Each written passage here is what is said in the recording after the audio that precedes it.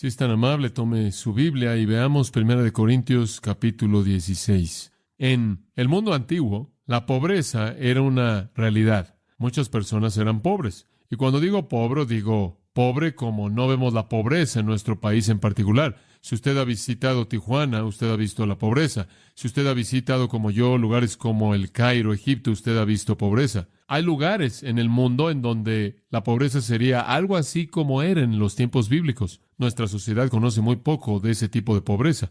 Ahora, quiero que entienda usted que esta situación de pobreza había sido traída al ministerio de Pablo y había traído un compromiso muy fuerte. Cuando Pablo comenzó inicialmente su ministerio, él fue llamado por el Señor Jesús, pero más adelante él visitó Jerusalén y él en cierta manera recibió una comisión oficial por parte de Pedro, Jacobo y Juan. Este Jacobo siendo diferente que el que encontramos en los Evangelios. Este era la cabeza de la iglesia de Jerusalén, el medio hermano de Jesús mismo. Pero estos tres hombres, según Gálatas capítulo 2, versículo 9, se reunieron con Pablo cuando él iba a ser enviado con Bernabé y le dijeron, los comisionamos para ir a los gentiles. Y después dijeron esto en Gálatas 2:10, solo que recordáramos a los pobres lo mismo que también fui diligente en hacer. Ahora, cuando Pedro y Jacobo, un líder en la iglesia, y Juan comisionaron a Pablo y a Bernabé, les dijeron, acuérdense de los pobres. En otras palabras, va a tener que haber algún tipo de ministerio social en tu predicación para que te oigan el Evangelio. En muchos casos, vamos a tener que alcanzar a algunas personas que tienen necesidad y entonces fueron instruidos desde el principio mismo, antes de que inclusive salieran en su primer viaje misionero, a acordarse de los pobres. Y Pablo dijo, esto lo hice y es verdad. Y aquí él está en el capítulo 16 de 1 Corintios, recolectando dinero, observen, para los santos. ¿Qué santos? Eso es muy claro. Los santos en Jerusalén, al final del versículo 3. Les enviaré para traer su liberalidad a Jerusalén. ¿Y por qué? Porque hubo una abundancia de cristianos pobres en Jerusalén. Hubo un problema real de pobreza y entonces Pablo está recolectando una ofrenda para llevarla a los santos pobres en Jerusalén. Y él ahora le está escribiendo a los corintios para pedirle que tengan una parte en esta ofrenda. Esta no es la primera vez que han oído de esto. Me parece evidente que inclusive le preguntaron de él. Esa es la razón por la que él comienza diciendo en cuanto a la ofrenda. Primera de Corintios es escrita en respuesta a una carta por parte de los corintios preguntándole acerca de muchos de estos asuntos. Y entonces él está respondiendo a sus preguntas acerca de lo que deben hacer en la ofrenda, cómo debemos recoger este dinero. Y lo que Pablo realmente hace con eso es que él les da instrucción que presenta principios para toda la historia de la iglesia, para que la iglesia sepa cómo debe estar recibiendo de la mejor manera sus fondos. Ahora, estos no son mandatos dados por Dios, pero estos son patrones dados por Pablo, los cuales creo que forman una muy buena base para la ofrenda de la iglesia, inclusive en la actualidad. Entonces ellos sabían de esto, y es otro de los temas. Hay una división clara en el 16 y él pasa a este tema acerca del cual, sin duda alguna, habían hecho preguntas. Ahora, Pablo dice, quiero que recojan esta ofrenda y finalmente voy a unir todo y voy a llevarlo y se lo voy a entregar a los judíos en Jerusalén. Y eso es precisamente lo que él hizo. Después de muchos años, él dice en Hechos 24:17, ahora estoy trayendo limosnas a mi nación. Finalmente, después de todos estos años de recoger, más de un año, y pudo haber sido inclusive más que eso, de estar recogiendo estas cantidades de dinero. Ahora, permítame añadir un pensamiento. No es solo sociológico lo que Pablo está haciendo, también es teológico. Pablo sabe esto. Hay una dicotomía básica entre los judíos y los gentiles, ¿verdad? Y se remonta a mucho tiempo atrás. Hay una enemistad básica y una hostilidad. La iglesia de Jerusalén es judía. La iglesia gentil en Asia Menor, Acaya, Macedonia, Galacia, otras partes del mundo, esta es gentil. Ahora, Pablo en su corazón siempre tiene esta pasión consumidora por ver el cuerpo de Cristo que se convierta en ¿qué? En uno. Él escribe en Efesios 2 acerca de la unidad del cuerpo, acerca de que ellos también se volvieron un nuevo hombre, como también el muro de separación se ha derribado. Él quiere que el judío y el gentil sean uno. Él no quiere ni esclavo ni libre, ni hombre ni mujer, ni judío ni gentil, sino que todos son uno en Cristo y quiere que esto sea una realidad. Y él se da cuenta de que quizás hay una manera en la que él puede hacer eso. Y él en un sentido puede cubrir o alcanzar dos cosas en un acto. No solo aliviar las necesidades económicamente de la iglesia en Jerusalén, sino en un acto abrumador de amor, este dinero de los gentiles va a contribuir mucho en solidificar la unión. Por ejemplo, si hay alguien que yo conozco que tiene una necesidad, mi acto por satisfacer esa necesidad no solo es sociológico, sino invariablemente adquiere una respuesta de amor. Esto es sin duda alguna lo que sucede cuando usted está buscando a alguien en necesidad, busca ayudarle, siente el sentido de corresponderle a usted. En una ocasión tuve la oportunidad de conocer a alguien que tenía una necesidad. Recientemente necesitaban cierta cantidad de dinero y yo les di esa cantidad de dinero y sus respuestas simplemente fueron lágrimas, en primer lugar, y después dijeron, ¿te molestaría si te abrazara? Y yo dije, no, no me molestaría, lo acepto, sí. Y entonces esta persona me dio un abrazo de amor. Y como usted puede ver, no hay manera en la que una ofrenda así pudiera mantenerse simplemente como un acto sociológico. Tenía que haber una respuesta de corazón, y Pablo sabe esto, y Pablo puede ver que si la iglesia gentil tan solo busca mostrar amor y satisfacer esta necesidad judía, contribuiría mucho a que esa unidad hermosa, fuera una realidad que él tanto quiere en esta iglesia. Entonces, eso es lo que también está en su corazón en realidad. Comencemos a ver los principios bosquejados aquí para recibir la ofrenda. Número 1 es el propósito de la ofrenda.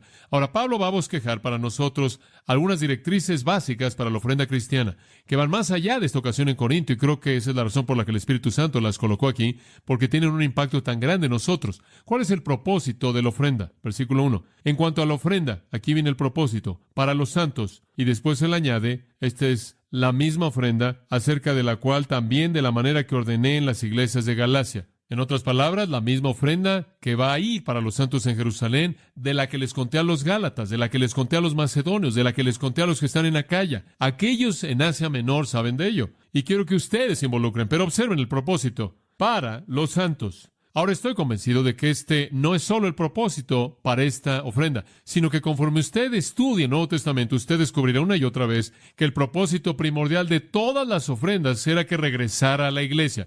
De Hechos capítulo 2 compartían todo lo que tenían en común. En Hechos capítulo 4 vuelven a compartir y tenían todo en común. Estaban muy involucrados en satisfacer sus propias necesidades. En Hechos capítulo 6 estaban distribuyendo alimento para las viudas, entre aquellos que estaban en la iglesia que no podían sostenerse a sí mismos, de tal manera que la iglesia da para apoyarse a sí misma. La iglesia debe invertir en su propia vida y en su propia gente. Ahora, no estoy diciendo que no tenemos nada que ver con la gente que está fuera de la iglesia.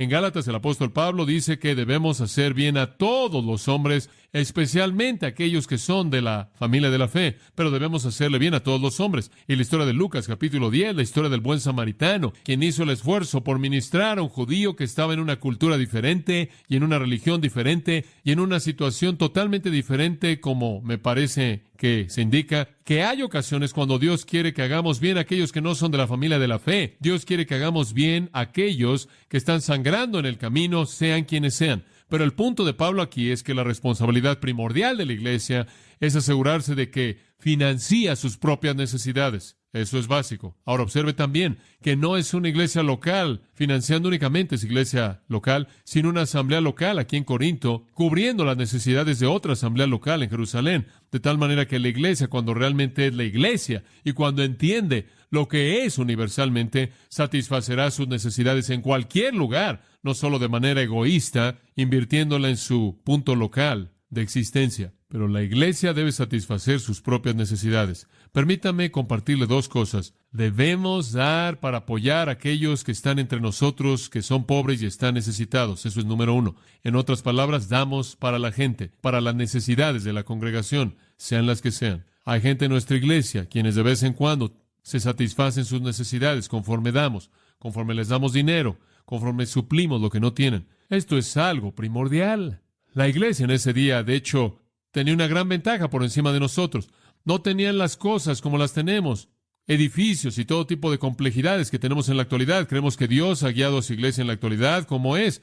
Pero en esa época, el dinero era dirigido de manera específica de regreso a las vidas de la gente para satisfacer sus necesidades físicas, para satisfacer sus necesidades espirituales. Así como la ofrenda de Pablo no solo fue un acto de bienestar social con la economía en mente, sino que fue un acto de unir, de traer unidad y amor, y entonces debemos dar dinero que pueda ser usado no solo para satisfacer lo físico, sino también lo espiritual. Y ese es el área primordial sobre la cual la iglesia tiene responsabilidad, la responsabilidad de cubrir. El compartir en realidad y la unidad real llegarán al punto en donde finalmente se resuelven a sí mismas en el dar dinero. En Hebreos 13:16 dice, hagan bien y compartan, porque con tales sacrificios se agrada a Dios. Y Jesús dijo, en Hechos 20:35 se registra que Jesús dijo, más bienaventurado es que dar que recibir.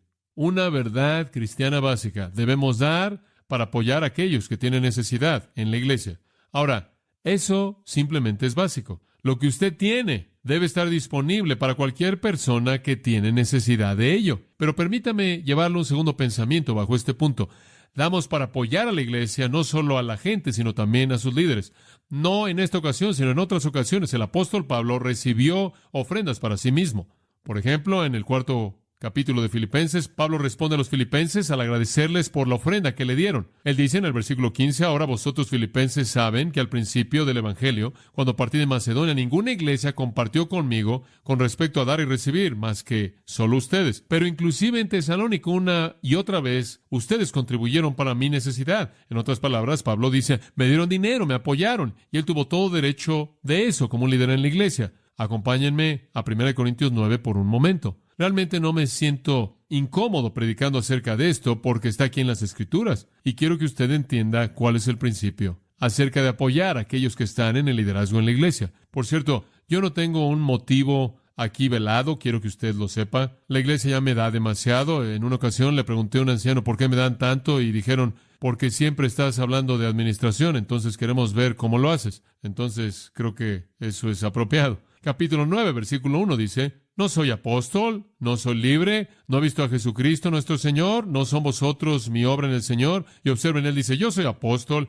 y si soy apóstol, entonces observe el versículo 4. No tenemos derecho de comer y beber, no tengo derecho de comer y beber, no tengo derecho de tener una hermana como esposa, como los otros apóstoles. En otras palabras, tengo el derecho de comer y beber, tengo el derecho de tener una esposa, tengo el derecho de tener ahí a gente que me acompañe y ministre conmigo, tengo un derecho, Bernabé y yo, de dejar de trabajar para que podamos cumplir con este trabajo, porque si tengo un derecho como apóstol de comer y beber y tener una familia, si así lo diseña Dios, y si tengo un derecho de tener un grupo de personas que vayan conmigo, que dependen de mí, si tengo un derecho de dejar de trabajar para predicar, entonces alguien va a tener que pagarme. Él dice en el versículo 7, ¿quién va a la guerra a expensas suyas? ¿Usted conoce algún soldado que tiene que levantar su propio dinero para pelear? ¿El gobierno le paga? ¿Quién planta de la viña y no come su fruto? ¿Quién alimenta un rebaño y no bebe de la leche del rebaño? Inclusive Moisés dijo en la ley, no pondrás bozal al buey que trilla, mientras que está trillando el grano. Si quieres que el buey realmente trille el grano, déjalo comer un poco conforme avanza.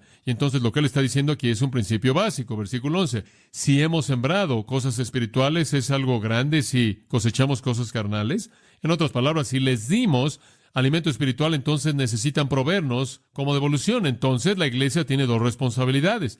Tiene la responsabilidad de dar para satisfacer las necesidades de la gente y de su liderazgo. Ahora observe otro versículo. 1 Timoteo 5:17. Esto es muy interesante. Dice, los ancianos que gobiernan bien sean dignos de doble honor, mayormente los que trabajan en predicar y enseñar. Ahora aquí usted tiene otro versículo que trata con la manera en la que se financia el ministerio. Los ancianos, anciano es un sinónimo para pastor, anciano, obispo o presbítero, cualquiera de esos términos. Los ancianos de la iglesia, aquellos que son los maestros y los líderes que gobiernan, dice, los ancianos que gobiernan bien sean tenidos por dignos de doble honor, mayormente los que trabajan en predicar y enseñar. Ahora observe algo. Hay ancianos en la iglesia, algunos de ellos gobiernan bien, lo cual significa que puede haber diferencias en cuán eficazmente ministran. Y algunos de aquellos que gobiernan bien trabajan en predicar y enseñar, especialmente de manera fuerte o dura. Y aquellos que gobiernan bien, y aquellos que trabajan en predicar y enseñar con gran diligencia son dignos de doble paga, dice el griego. Entonces, no solo la iglesia debe apoyar a su liderazgo, sino que debe apoyar a su liderazgo, no necesariamente a nivel equivalente, sino dependiendo de cuán diligentemente su liderazgo trabaja. Y ese es un principio básico. Entonces, la iglesia es llamada a apoyar a su gente y a sus líderes. Y ese es el intercambio y el compartir. ¿Y sabe cuál es uno de los grandes gozos del pastor? Uno de los grandes gozos de recibir de la iglesia es el gozo de recibir de regreso. No solo lo espiritual, sino el devolver a la iglesia de Dios algo de lo que la iglesia de Dios ha dado financieramente. Entonces, como pueden ver, únicamente estamos compartiendo en todo, simplemente compartiendo. Ahora, cuando alguno de nosotros se va a un rincón y está ahí amontonando en su propio closet, entonces no sé que siempre estamos siendo honestos y fieles con todo el panorama. Entonces necesitamos entender eso. No estoy diciendo que Dios quiere que todos seamos pobres y que estemos descalzos. Si Dios hizo a Abraham y Job ricos, entonces Dios quiere hacer algunos ricos y eso está bien. Únicamente dice en 1 Timoteo 6, a los ricos de este siglo manda que no acumulen eso, sino que estén dispuestos a compartir. Entonces la iglesia debe darle a su gente y a sus líderes. Eso es básico. Ese es el propósito de dar. En segundo lugar, y de esto es de lo único que vamos a hablar, únicamente de manera breve, el periodo de la ofrenda. Él inclusive explica aquí cuándo debemos dar. Versículo 2. Cada primer día de la semana, cada uno de vosotros ponga aparte algo según haya prosperado, guardándolo para que cuando yo llegue no se recogen entonces ofrendas. Esa palabra ofrendas, ahí es la misma que la palabra en el primer versículo. Labia significa algo opuesto a un impuesto, algo opuesto a una cantidad prescrita. No quiero ninguna de esas ofrendas cuando venga, porque todo debe ser cubierto el primer día de la semana. Ahora, el día normal en el que la iglesia se reunía era el primer día. ¿Sabía usted eso? Siempre ha sido así. En Juan capítulo 20 es donde todo comenzó. La gente dice, ¿cómo es que nos alejamos del día de reposo? ¿Cómo llegamos al domingo? Bueno, aquí está, en Juan 20:19 dice, el mismo día, al atardecer, este es el día de la resurrección, cuando Jesús resucitó, siendo el primer día de la semana en donde los discípulos se congregaron por temor de los judíos. Vino Jesús y se puso de pie en medio de ellos. El primer servicio post-resurrección se llevó a cabo en el día de la resurrección, domingo, el primer día de la semana. Bueno, ese se convirtió en un día tan grande, un día tan glorioso, el día de la resurrección, que eso se convirtió en el día estándar. Y usted pasa al mismo capítulo, en el versículo 26, y 8 días después, de nuevo los discípulos adentro, 8 días más tarde, sería el próximo domingo, Tomás con ellos, entonces vino Jesús. El segundo servicio que jamás tuvieron después de la resurrección también fue en domingo, y ese se convirtió en el patrón. Y entonces más adelante, conforme usted avanza al libro de los Hechos, usted los ve congregándose en ese día. Por ejemplo, ahí en el capítulo 20 de Hechos, dice, y navegamos de Filipos y llegamos a Troas, y en el primer día de la semana, cuando los discípulos se reunían para partir el pan, Pablo les predicó. Entonces, para cuando usted llega a Hechos 20, es el patrón de la iglesia reunirse en el primer día de la semana. Y para cuando usted llega a Apocalipsis 1:10, ese día tiene un nombre y es llamado el Día del Señor. El Día del Señor. También podría interesarle saber que el día de Pentecostés, en el cual la iglesia nació, fue un domingo, el primer día de la semana. También le podría parecer interesante saber que la iglesia nunca celebró el día de reposo como tal. En Colosenses 2:16, Pablo dice, no dejen que nadie los obligue a un día de reposo. En Romanos 14 dice lo mismo, y es el único de los 10 mandamientos que no se repite en el Nuevo Testamento. Entonces el día de reposo fue apartado a favor del día de la resurrección y la iglesia debía congregarse en el primer día, y esa es la razón por la que él dice lo que dice aquí. En el primer día de la semana, cada uno de vosotros ponga aparte algo. Ahora dice usted, bueno, ¿por qué? ¿Por qué en el primer día de la semana? Porque ese es el día de adoración. Y la manera en la que usted usa el dinero está ligado de manera inseparable con la profundidad de su adoración. Yo conozco a gente que dice, bueno, tú sabes cómo lo hago, yo me espero hasta el final del año, en diciembre, ya determino todo y después les doy un cheque muy grande. Eso no es lo que Dios quiere. Eso realmente es desobediencia a este principio, porque, como puede ver usted, únicamente está tratando con la administración de su dinero una vez al año, y Dios quiere que usted trate con ello. ¿Con qué frecuencia? Semanalmente, cada semana. ¿Se da cuenta usted de que la manera en la que usted usa el dinero y cómo yo uso el dinero es un barómetro de mi espiritualidad? Realmente lo es. De hecho, escuche esto. En el libro de Lucas, en el capítulo 16, y este es el versículo que realmente habla a mi corazón, el versículo 11 dice, por tanto, si no habéis sido fieles con el dinero injusto, ¿quién os encomendará las riquezas verdaderas? Hombre, qué versículo. En otras palabras, él dice, MacArthur, si no eres fiel en cómo usas el dinero, nunca te voy a dar gente. No te voy a encomendar las riquezas verdaderas, almas, si no puedes usar bien los dólares. Como puede ver, la manera en la que usted usa su dinero va a tener mucho que ver con la manera en la que Dios lo usa usted con su pueblo. Y después él pasa a decir, no podéis servir a Dios y ¿qué? El dinero. Entonces hay muchos cristianos que necesitan darse cuenta de que quizás la razón por la que no están teniendo un gran ministerio espiritual es porque realmente no han enfrentado el área financiera de su vida. Conozco un hombre que está totalmente fuera del ministerio, por ninguna otra razón que eso. Él podía predicar con lo mejor Él podía guiar con lo mejor, una personalidad fantástica, un hombre muy amado. Él está fuera del ministerio debido a esa razón, y solo esa razón. No podía manejar el dinero. Y él no tenía credibilidad, y Dios no le iba a encomendar las riquezas verdaderas. Amados, Dios quiere usarlos a ustedes en maneras maravillosas, pero hasta que usted esté tratando diariamente, cada semana, la realidad del hecho de que cada dólar en su bolsillo, cada moneda de 10 centavos que usted tiene, cada dólar en su cuenta de banco, es una administración encomendada a usted por parte de Dios, hasta que usted esté enfrentando esa realidad de manera constante. No creo que usted ha llegado realmente al punto de entender lo que Pablo está diciendo aquí. ¿Por qué es que debemos dar cada semana? ¿Por qué es que debemos dar semana tras semana tras semana en lugar de hacerlo esporádicamente o de vez en cuando tengamos ganas? Es porque Dios quiere que enfrentemos la realidad de la administración del dinero de manera constante, momento a momento. Ahora, usted está diciendo, bueno, a mí solo se me paga mensualmente. ¿Acaso eso quiere decir que tengo que dar un cheque cada semana y en cierta manera estirarlo? No quiero que sea legalista en esto. No creo que eso es lo que está diciendo. Creo que él no está diciendo, en todo primer día de cada semana, asegúrate que por favor da algo ahí, amigo. No. Creo que lo que él está diciendo es que haya una conciencia de que cuando vienes a adorar a Dios, únicamente puedes adorar a Dios y romper el pan en su mesa y tener comunión con su pueblo cuando has enfrentado la realidad de cómo manejas tu administración del dinero. Ese es el punto. Entonces necesita usted enfrentar esto. Ahora, si a usted se le paga cada 2 semanas y únicamente coloca esa ofrenda cada 2 semanas, aún así usted tiene que ser sensible en esa semana en la que usted no da nada.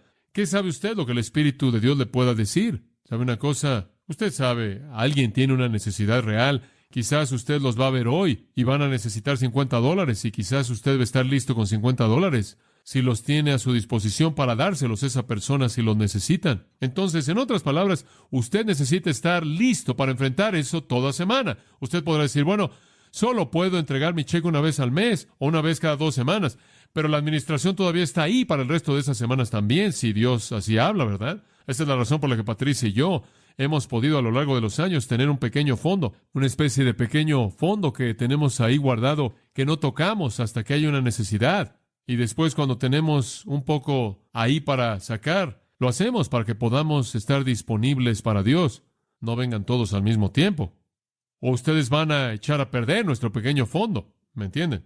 Pero esas son cosas que usted tiene que enfrentar a nivel constante y usted tiene que estar listo, inclusive en la semana en la que usted no está dando, en el momento en el que no está metiendo ese cheque en la ofrenda, para ser sensible a lo que el Espíritu de Dios está diciendo, para estar enfrentando ese asunto, si no es por nada más que decir, Dios, esta fue una semana en la que mi administración hablaría bien de mi compromiso. Y sabe una cosa, como se da cuenta, no es solo el dinero que usted da, es el resto del dinero también que debe ser encomendado como una administración. El propósito de la ofrenda es apoyar a la iglesia, la gente y los líderes, y después, más allá de eso, ayudar a cualquier persona que usted ve en el camino que está sangrando y tiene una necesidad, sea cristiano o no. Y el periodo para la ofrenda es el primer día de la semana. Ese es el único momento en el que recibimos una ofrenda aquí, no el miércoles y otras ocasiones, a menos de que haya alguna necesidad especial de un misionero o alguna necesidad en el momento, pero la ofrenda regular se lleva a cabo en el día del Señor, porque eso es lo que hacían en ese entonces. Entonces, de tal manera que cuando una necesidad surge,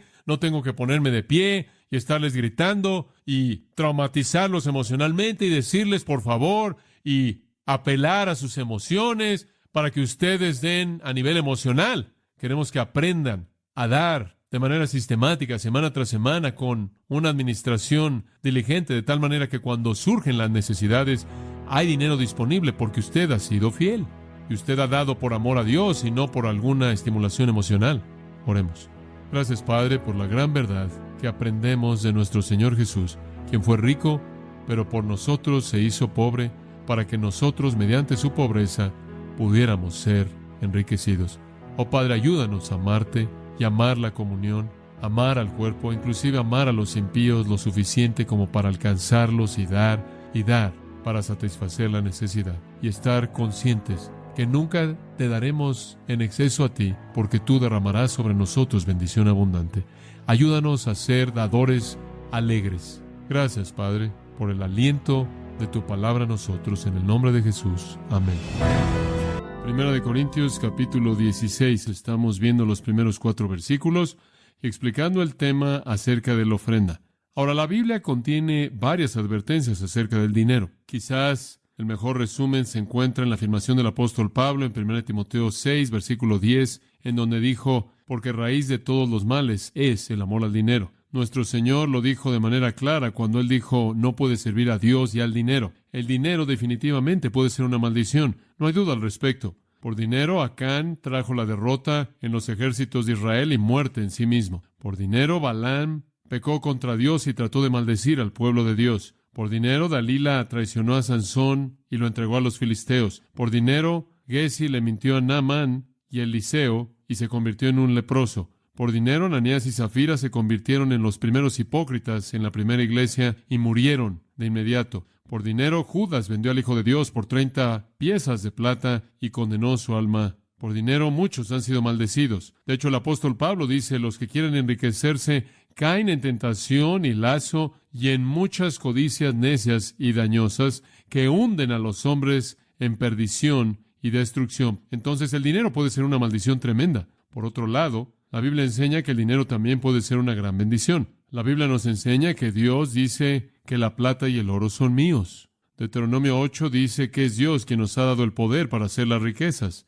1 Corintios 4:7, el apóstol Pablo dice, ¿qué tienes que no hayas recibido? Y viene de la mano de Dios. Santiago dice, toda buena dádiva y todo don perfecto desciende de lo alto del Padre de las luces, en el cual no hay mudanza ni sombra de variación. La Biblia dice que Dios es el dueño de el rebaño en los 1000 montes. La Biblia habla del hecho de que el dinero puede hacer que seamos grandemente bendecidos cuando lo invertimos con Dios. Entonces, el dinero puede ser una maldición, el dinero puede ser una bendición. Todo depende de la actitud que usted tiene hacia el dinero. Si usted tiene una actitud de compartir y una actitud de dar, Jesús dijo, es más bienaventurado dar que recibir. Usted estaría mejor dando, usted sería más bendecido dando que tan solo recibiendo, Jesús dijo. Entonces, ahí hay una actitud básica. La actitud equivocada hacia el dinero, la actitud equivocada hacia la riqueza y las posesiones, la Biblia la llama la avaricia. Y la avaricia es un pecado muy, muy dominante en la humanidad. De hecho, está en el Decálogo, en los 10 mandamientos. No codiciarás. Eso es básico. E incidentalmente es básico en el hombre codiciar. De hecho, conforme pensé en esto, me atrevería a decir que probablemente es el primer pecado manifestado en un niño. ¿Alguna vez lo ha notado? La manera como la primera vez en la que un niño normalmente manifiesta su depravación es mío o dámelo, avaricia. Y usted ve eso en sus hijos pequeños. Y ese es un problema que tenemos que superar. Y luchamos con eso toda nuestra vida, ¿no es cierto? Y nuestra sociedad, como puede ver, simplemente alimenta la avaricia como loca. Simplemente nos están bombardeando diciendo que necesitamos esto y necesitamos aquello. Tienes que tener esto y lo mereces. Y siguen y siguen y siguen y alimentan eso. Y es difícil pelear contra eso. ¿Sabe una cosa? Estaba leyendo un libro escrito por K.F.W. Prior, quien ha escrito un par de libros de estudio bíblico muy útiles. Este es uno acerca de Dios y el dinero. Y ahí dice que él había oído a un hombre llamado Catherwood decir que él había hablado con un sacerdote y este sacerdote dijo al final de su vida, he escuchado confesiones toda mi vida y he escuchado todo pecado imaginable confesado excepto por la avaricia, la cual nunca oí confesada ni una vez en mi vida entera. Hombre, ese es uno difícil. La avaricia es uno sutil y es lo que nos roba de la libertad de dar en la manera en la que Dios quiere que demos para que seamos bendecidos en la manera en la que Dios quiere bendecir. ¿Se da cuenta?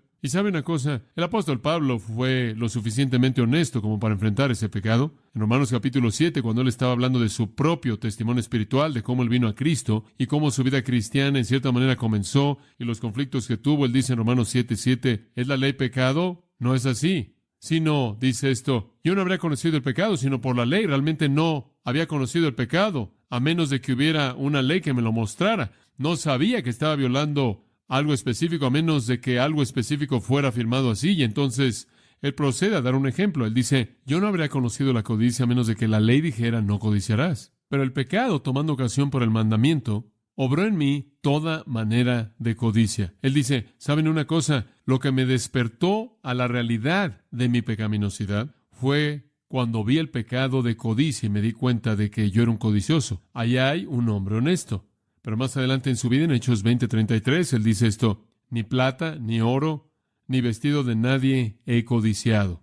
¿Sabe usted lo que sucedió? El Señor le dio victoria sobre la codicia. pero él tuvo la suficiente honestidad como para admitir que fue un problema al comienzo. Ahora tenemos que tener la actitud correcta hacia el dinero, y la actitud correcta no es la codicia. La actitud correcta es un corazón liberal, generoso, dispuesto, sacrificial. Y eso es lo que Pablo está buscando en los primeros 4 versículos de 1 Corintios 16. Ahora, la pequeña frase en cuanto a la ofrenda nos recuerda de una frase que apareció antes en cuanto a los dones espirituales, y nos presenta otra de las áreas de explicación o de discusión que los corintios estaban teniendo. Esta es otra cosa de la que querían información. Entonces, esa es la razón por la que él escribe de esto. En cuanto a la ofrenda, tengo algunos principios que quiero darles, y estas son para ustedes el día de hoy también, así como lo fueron para ellos. En cuanto a la ofrenda en la iglesia, principio número 1, es el propósito de dar. Y vimos, ¿no es cierto?, en el versículo 1, que la ofrenda es para los santos. Que nosotros como creyentes tenemos una responsabilidad primordial de dar para las necesidades de otros creyentes, sean espirituales o físicas. Debemos invertir para que los creyentes puedan tener sus necesidades cubiertas. Debemos darnos entre nosotros. Debemos tener todas las cosas en común, como la primera iglesia. Debemos compartir todo de manera libre, todo lo que poseemos. Realmente no somos dueños de nada. Se nos ha encomendado, y si alguien más lo necesita, más de lo que nosotros lo necesitamos, entonces es de ellos, lo que sea. Entonces debemos compartir. Ahora, eso es básico. El propósito de la ofrenda entonces es dirigirse a sí misma a los santos. Y vimos también la última vez, ¿no es cierto?, que algunas veces son los santos en necesidad y algunas veces son los santos que guían. Pero debemos dar para satisfacer las necesidades de la iglesia. Los santos, la comunidad de creyentes, sea que sus necesidades sean físicas o espirituales. Quizás estamos ofrendando para que podamos proveer alimento para su alma, como también alimento para su cuerpo. En segundo lugar, vimos el periodo de la ofrenda, no solo el propósito, sino el periodo ahí, ¿no es cierto? En el versículo 2, y el primer día de la semana era el periodo para ofrendar. Debemos tratar con la administración semanalmente. Debemos enfrentar la realidad de la ofrenda semanalmente. Dios no quiere que almacenemos hasta algún mañana olvidado. Dios quiere que estemos ofrendando de manera sistemática, constante, semana tras semana, para que siempre estemos enfrentando la realidad de la administración. Tercer punto, y llamo a este lugar de la ofrenda. Y voy a ser un poco académico en este punto, porque este es un punto de confusión para muchas personas, y quiero en cierta manera corregir algunas cosas, y espero que sea práctico para usted. El lugar de la ofrenda, creo yo, debe ser la iglesia. Creo que eso es lo que Pablo está diciendo aquí, y quiero mostrarle por qué. Versículo 2. Cada primer día de la semana, cada uno de vosotros, y observe esta frase, ponga aparte algo. Muy bien, ponga aparte algo. Ahora permítame hablar de eso por un minuto. Han habido muchas personas que han tratado de interpretar esto. ¿Cómo debemos ofrendar? ¿Acaso debemos tener una pequeña cuenta de banco y acumular dinero para las necesidades conforme las vemos? ¿Debemos dar nuestro dinero a diferentes organizaciones? ¿Debemos de hecho traer todo nuestro dinero y simplemente darlo todo a la iglesia y dejar que la iglesia decida? Bueno, ¿cómo debemos hacerlo? Bueno, aquí tenemos la frase, ponga aparte algo. ¿A qué se refiere esta frase? Es vital entender a qué se refiere esto, porque debemos saber cuál es el lugar de la ofrenda, en dónde debemos dar. Bueno, desde una fecha tan temprana como el segundo y tercer siglo, después de que la iglesia comenzó, han habido algunos comentaristas que interpretaron esto como una cuenta personal privada en el hogar o un banco privado. Ahora, esto no es raro en la actualidad. Hay muchos eruditos bíblicos buenos que enseñan eso inclusive en la actualidad, que lo que el versículo está diciendo es que cada uno de nosotros debe poner aparte algo debido a que no dice la iglesia, suponen en algún almacén personal X número de fondos cada semana y seguir invirtiendo en ese fondo para que esté disponible, para que sea usado cuando Dios nos llama a invertirlo con Él. Muy bien. Otros dicen, no. Cada uno de vosotros ponga aparte algo y hay que guardarlo en la iglesia, lo cual es verdad. Bueno, permítame decir esto. En primer lugar, creo que hay razón para tener algo de dinero en una cuenta para que esté disponible para esas necesidades que Dios trae a su vida. Pero yo creo que este texto nos está enseñando que debemos colocar nuestro dinero en la iglesia, primordialmente. Este debe ser el patrón primordial de la ofrenda que Pablo está buscando aquí. Ahora, permítame mostrarle por qué digo eso. Y hay varias razones. Desde los primeros años de la iglesia, y usted necesita concentrarse en esto ahora y pensar conmigo, porque esto incluye un concepto muy práctico para su ofrenda. Desde los primeros años de la iglesia, fue el patrón de la ofrenda que los santos tomaran su dinero y que se los dieran a los líderes de la iglesia, y los líderes de la iglesia lo distribuirían. De tal manera que la ofrenda en un sentido fue indirecta para la necesidad.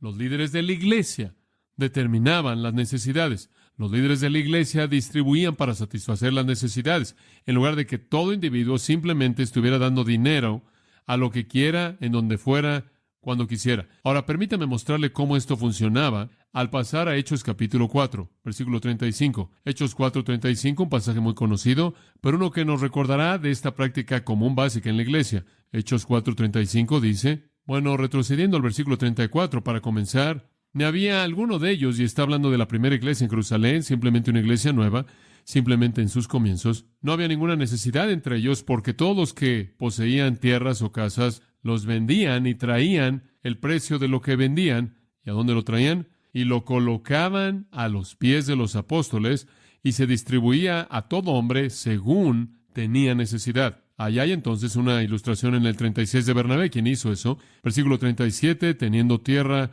la vendió, trajo el dinero y la colocó a los pies de los apóstoles. Ahora ahí tiene usted la práctica común de la primera iglesia.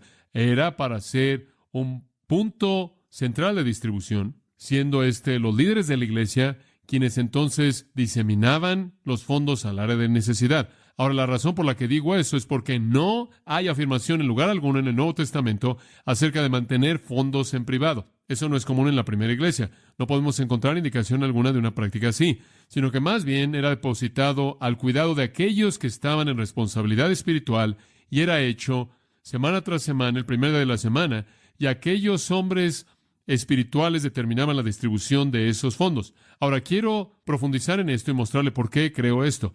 No solo parece que este fue el patrón en la historia, sino que la frase, cada uno de vosotros ponga aparte algo, no necesariamente significa un fondo privado. Ponga aparte algo significa simplemente que cada individuo por sí mismo, de una manera muy personal y muy privada, debe apartar esta ofrenda. En otras palabras, el cada uno de vosotros no significa junto a sí mismo en su casa, significa que él debe determinar esto por sí mismo.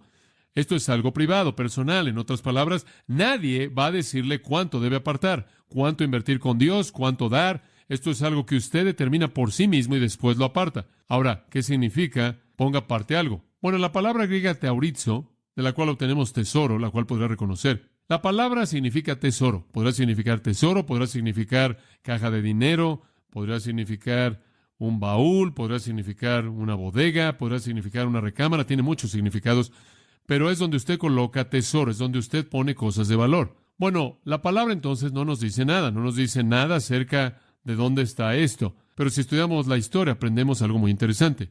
En los primeros años de los templos paganos en Grecia y en el mundo romano, los paganos daban su dinero y sus ofrendas en los templos paganos.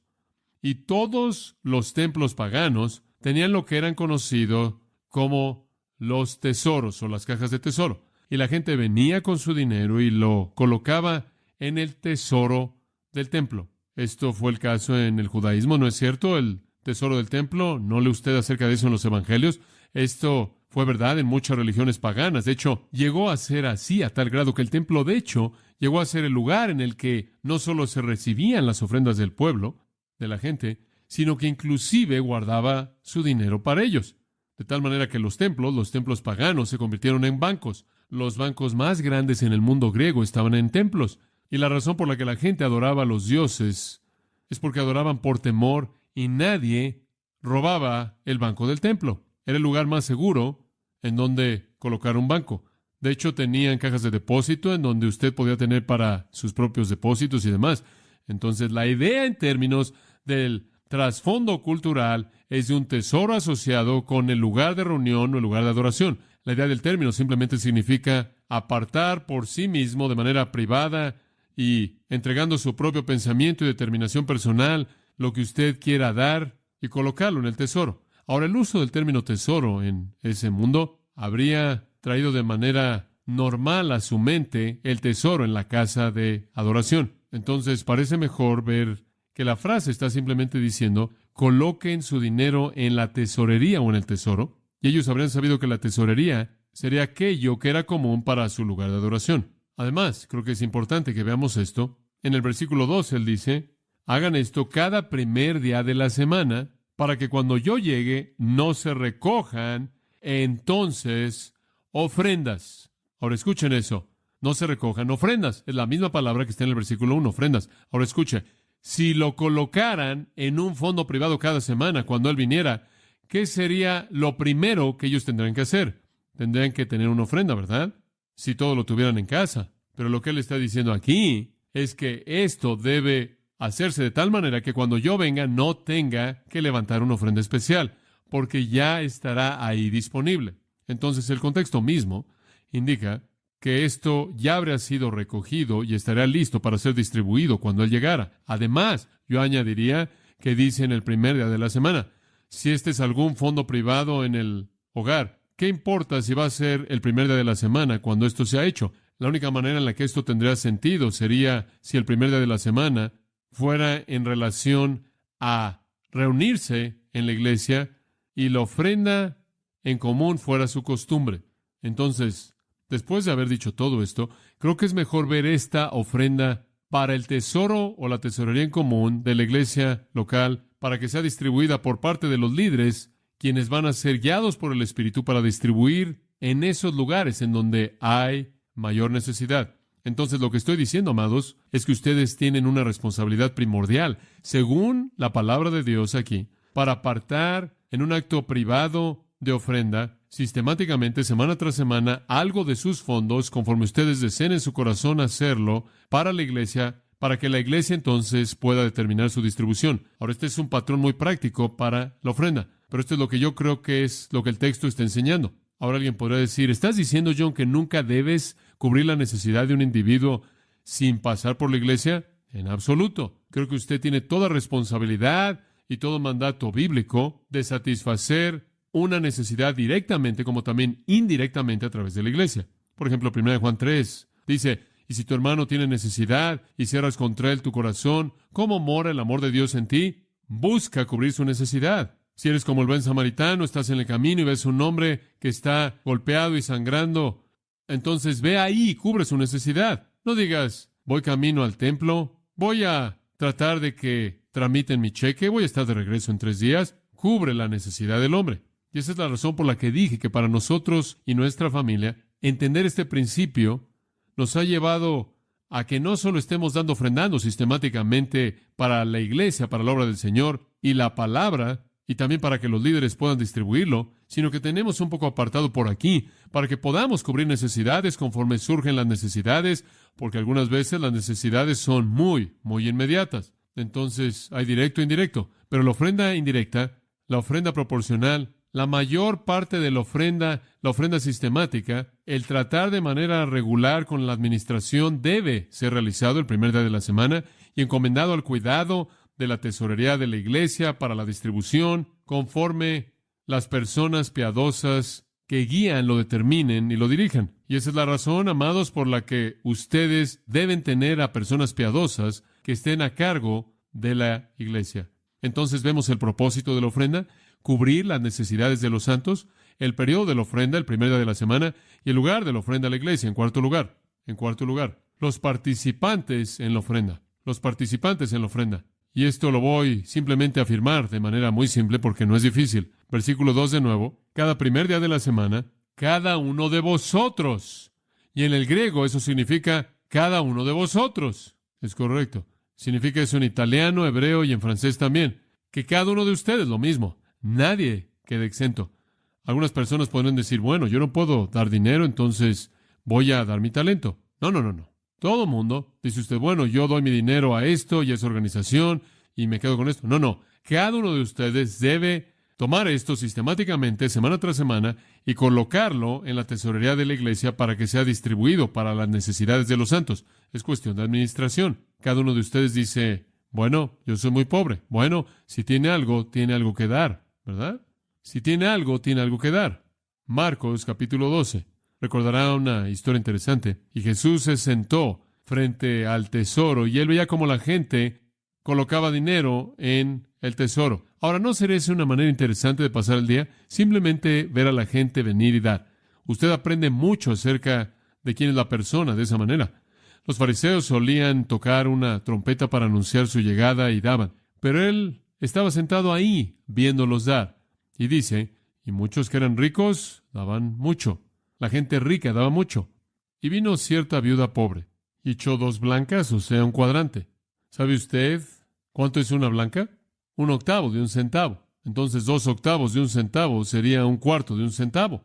Ella lo dio todo. Él llamó a sus discípulos y les dijo, de cierto os digo, que esta viuda pobre ha dado más que todos los que han dado dinero al tesoro, porque ellos dieron de su abundancia, pero ella, a partir de su necesidad, dio todo lo que tenía, inclusive su sustento de vida. ¿Sabe una cosa? Ella dio ¿qué porcentaje? 100%. Si usted tiene algo, usted tiene algo que dar. Todo mundo da, todo mundo. Dice usted, bueno, si tuviera más, daría más. ¿Sabe una cosa? Es como el hombre que le estaba diciendo a su amigo, si tuvieras 2 granjas, ¿le darías una al Señor? Sí. Si tuvieras 2 campos, ¿le darías uno al Señor? Sí. Si tuvieras 2 cerdos, ¿le darías uno al Señor? Ahora, yo sé que tienes 2 cerdos. Vea en Lucas 16:10. Lucas 16:10 dice, ahora, recuerde el que en lo poco es fiel, también en lo mucho es fiel. Y el que es injusto en lo poco, también es injusto en lo mucho. Si vosotros no habéis sido fieles en el dinero injusto, ¿quién os encomendará las riquezas verdaderas? En otras palabras, si usted no puede probarse cuando usted es pobre, ser rico no va a cambiar su espiritualidad. Ser rico simplemente hace que su problema sea exponencial. Si usted no puede confiar en Dios cuando usted es pobre, créame, va a ser difícil cuando usted es rico y usted tiene todos los recursos que necesita fuera de él. Entonces, 2 Corintios 8 nos da el patrón para los pobres que dieron. En 2 Corintios 8, versículo 2, dice que los macedonios, ni siquiera pase ahí, únicamente lo voy a mencionar rápidamente, únicamente se lo recuerdo, dice que los macedonios, escuche esto, dieron liberalmente y abundantemente a partir de su pobreza profunda. ¿No es eso maravilloso? Y en el versículo 7 dice la razón, versículo 5, dice la razón fue porque ellos se dieron primeramente a Dios y después a partir de haberse entregado a sí mismos a Dios, dieron abundantemente a Dios a partir de su profunda pobreza. Si usted tiene algo, usted tiene algo que dar. Y es una inversión con Dios. En quinto lugar, hemos visto el propósito para la ofrenda, el periodo para la ofrenda, el lugar para la ofrenda, los participantes en la ofrenda. Y en quinto lugar, las proporciones para la ofrenda. Ahora, ¿cuál debe ser la proporción? ¿Cuánto debemos dar? ¿Cómo debemos dar? Bueno, la respuesta común es que debe dar 10%. Leí un libro esta semana del por qué debe dar 10%. Un libro entero dedicado a eso. Están promoviendo que el 10% es lo que debemos dar. ¿Es cierto? ¿Es lo que debemos dar? Bueno, descubrámoslo al ver algunos pensamientos bíblicos de esto. Rastremos simplemente muy rápidamente. Únicamente voy a mencionar esto rápidamente, así que sea paciente. Si usted regresa al tiempo antes de Moisés, ese es el bloque de tiempo desde Adán a Moisés, después de Moisés a Cristo, después de Cristo hasta la actualidad. Y esos son los 3 grandes periodos de la historia que examinaremos en nuestros pensamientos. Antes de Moisés, ¿cuál fue el patrón de la ofrenda? Bueno, algunas personas dicen, bueno, dieron un 10%. Abraham dio un 10% a Melquisedec. Jacob dio un 10% al Señor en Génesis. Y tienen razón. Entonces dicen, como puedes ver, el 10% fue antes de la ley mosaica, entonces debe estar por encima de la ley mosaica y todavía debe estar en vigor. Y por eso el 10% es el patrón. Pero lo que es interesante acerca de eso es que si usted regresa y estudia, de hecho, el tiempo antes de Moisés, ¿sabe usted lo que encuentra? Que es correcto. Abraham dio un 10% y Jacob dio un 10%, pero ¿sabe lo que es interesante en eso? Abraham dio un 10% en una ocasión en toda su vida, y él vivió más de 160 años. Y nunca encontramos un registro de que él dio esa cantidad en otra ocasión. Jacob lo hizo una vez, y más allá de eso, esos son los únicos 2 que lo hicieron. Y usted tiene muchas y muchas y muchas ofrendas dadas en ese tiempo. Desde la primera ofrenda de Caín y Abel, y en adelante, todas las ofrendas jamás dadas, usted tiene únicamente 2 veces cuando fueron un 10%, y en ninguno de los 2 casos ese 10% fue obligatorio, y en ninguno de los 2 casos el 10% se mantuvo a sí mismo como un estándar de ofrenda más allá del punto en el cual fue dado en esa ocasión. Y a usted le podría parecer interesante saber que dar un 10% fue una práctica común entre los paganos, porque el conteo básico es realizado en incrementos de 10 debido a nuestros dedos en los pies y en las manos. La gente siempre ha contado de esa manera y 10 siempre fue el símbolo de totalidad. Entonces, cuando un pagano quería ofrecerle algo a un Dios, él daba un 10% de eso porque eso simbolizaba el total, eso simbolizaba la totalidad. Y Abraham, de su propia voluntad, simplemente escogió hacer eso.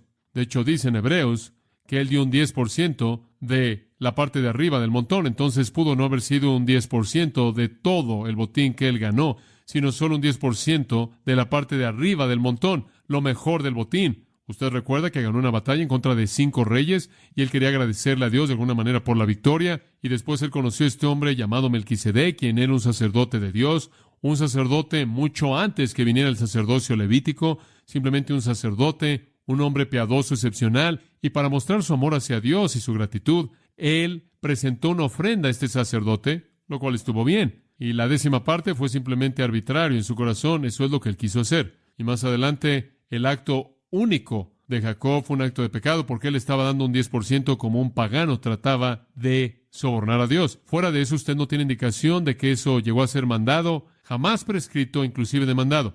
Dice usted, entonces, ¿tienes ofrenda obligatoria en ese periodo de tiempo? Sí, lo tienes. En Génesis 41 y en Génesis 47. En esos 2 capítulos, no vamos a tomar el tiempo para estudiarlos, pero en esos 2 capítulos, Dios demandó que se diera algo. ¿Sabe usted lo que él dijo? Él dijo, en Egipto, él dijo, va a haber un hambre, ¿verdad? ¿Recuerda esos 7 años de abundancia, 7 años de hambre?